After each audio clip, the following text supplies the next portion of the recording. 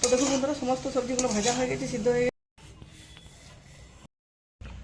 নমস্কার বন্ধুরা, আমার চ্যানেলে আপনাদের সবাইকে স্বাগত জানাই। তো বন্ধুরা, আমার গলা বসে গেছিলো প্রচণ্ড ঠান্ডা সর্দিতে, গলা ইনফেকশন হয়ে যাওয়ার কারণে কথা বলা বারণ ছিল, তাই অনেকদিন কোনো ভিডিও বানাতে পারিনি। এখনও পুরোপুরি গলাটা সারেনি, মোটামুটি কিছুটা পরিষ্কার হয়েছে, তাই ভাবলাম আজ একটা ছোট্ট ভিডিও বানাই। তো বন্ধুরা, আজকে দেখুন শীতকালীন সবজি নিয়েছি। এখানে নিয়েছি বিট, আলু, গাজর, ফুলকপি আর কিছু কড়াইশুঁটি ছাড়িয়ে নিয়েছি। এগুলো দিয়ে একটা খুব হালকা ফুলকা সবজি বানাবো। তো বন্ধুরা, আমি রেসিপিটি আপনাদের সাথে শেয়ার করছি। প্রথম থেকে শেষ পর্যন্ত ধৈর্য ধরে আমার সাথে থেকে পাশে থেকে ভিডিওটি দেখতে থাকুন। তো বন্ধুরা, এরপর রান্নাটা শুরু করছি। দেখুন, অবশ্যই রান্নাটা আমি সাদা তেলে করবো। কড়াইতে দিয়ে দিচ্ছি সানফ্লাওয়ারের সাদা তেল। তেলের মধ্যে দিয়ে দিচ্ছি একটা শুকনো লঙ্কা, তেজপাতার ফোড়ন, আর দিয়ে দিচ্ছি একটু গোটা জিরে ফোড়ন।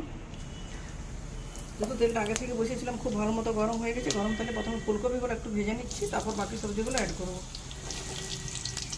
এখন ভাজার সময় আমি লবণ ব্যবহার করছি না, 3-4 মিনিট সময় ধরে ফুলকপিগুলো ভেজে নেবো।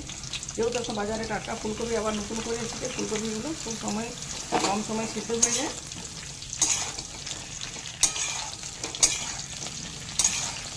এবারে কিছুক্ষণ ভেজে নিই, তারপর লবণ দিচ্ছি।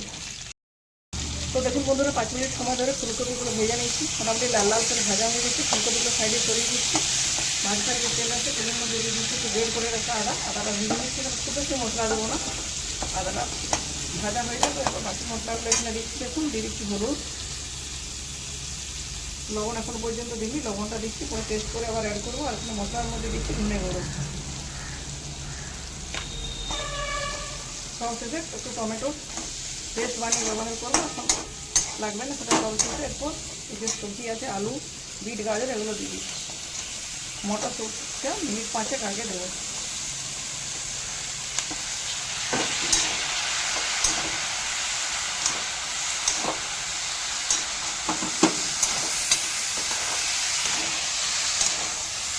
বিট, গাজর এবং আলু দেওয়ার পর এগুলো 5 মিনিট খুব ভালো মতো করে ভেজে নিচ্ছি। এরপর দিয়ে দিচ্ছি কড়াইশুঁটি, আর দিয়ে দিচ্ছি 4-5টা চেরা কাঁচা লঙ্কা। কড়াইশুঁটি দেওয়ার পর 3-4 মিনিট খুব ভালো মতো করে নাড়াচাড়া করে নিচ্ছি, তাহলে কড়াইশুঁটিগুলো সিদ্ধ হয়ে যাবে।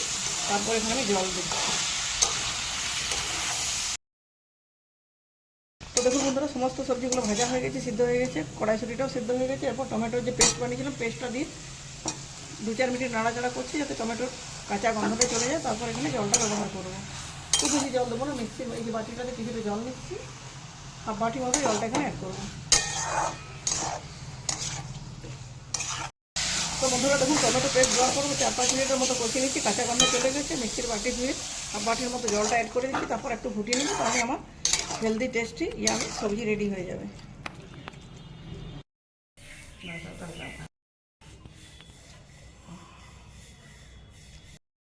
তো দেখুন বন্ধুরা, আমার মজাদার সবজি রেডি হয়ে গেছে। খুব স্বাস্থ্যের পক্ষে খুবই উপযোগী, খুব হালকা পদ্ধতিতে রান্না করেছি। সবজিটা আমি গরম গরম রুটির সাথে সার্ভ করছি, সাথে দিয়েছি মিষ্টি। তো বন্ধুরা, অবশ্যই আপনারা শীতকালীন এই সবজি দিয়ে রেসিপিটি বাড়িতে বানাবেন। কীরকম লাগলো কমেন্ট করে জানাতে ভুলবেন না। আর যেহেতু আমার গলাটা বসে গেছে, একটু কষ্ট করে ভিডিওটা দেখবেন এবং শুনবেন। হয়তো গলার শটটা পরিষ্কার না থাকায় শুনতে একটু অসুবিধা হতে পারে। তো বন্ধুরা, এইভাবে আমার সাথে থাকুন, পাশে থাকুন। ধন্যবাদ।